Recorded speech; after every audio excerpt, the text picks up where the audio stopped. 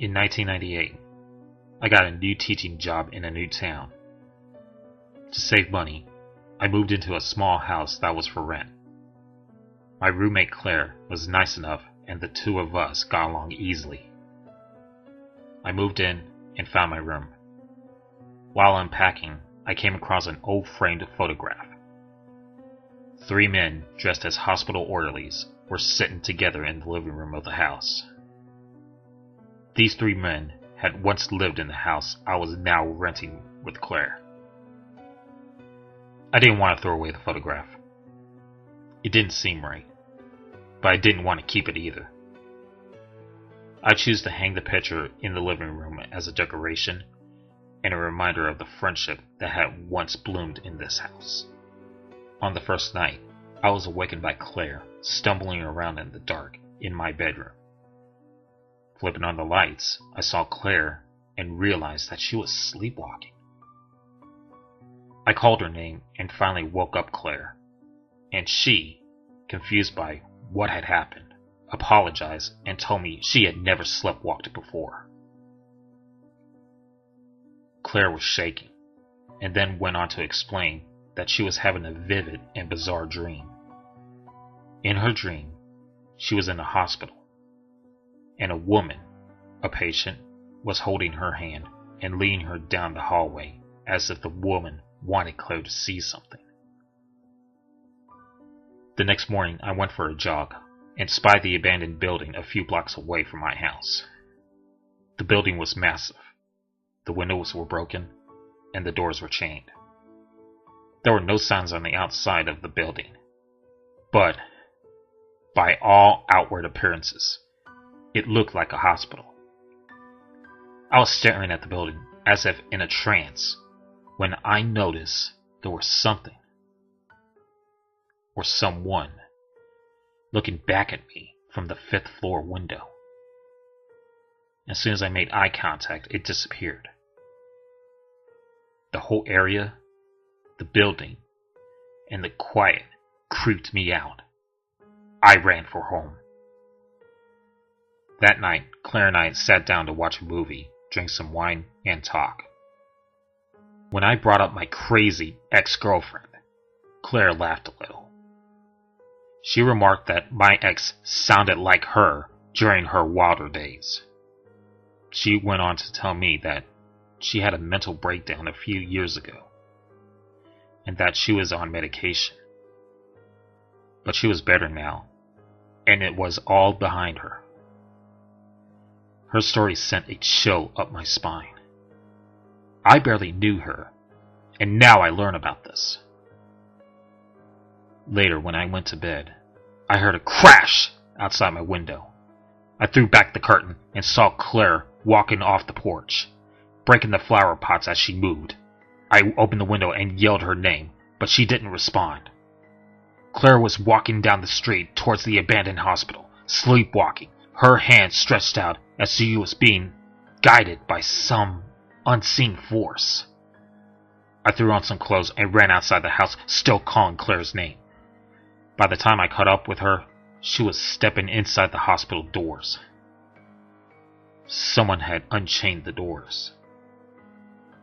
I was too afraid to walk inside the hospital after her. I hesitated and regret it to this day.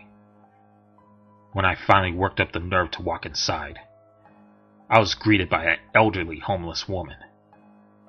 I asked her if she'd seen anyone come into the hospital just now, and all she did was smile at me and turn away. I panicked and stepped back outside. The foreboding feeling was overwhelming.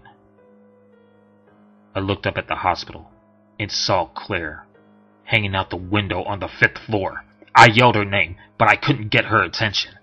I'll never forget the look on her face. Pure terror. Claire kept leaning out the window, looking back into the hospital, as if she was afraid of someone or something. Sometimes she looked down, seemingly straight at me, but she still never saw me. I called her name desperately as I watched her climb through the window and jump. She died in front of me. The police have arrived, and I told them everything about Claire's sleepwalking. But when they learned about her history of mental illness, they quickly chalked it up to a suicide. And that was the end of her story.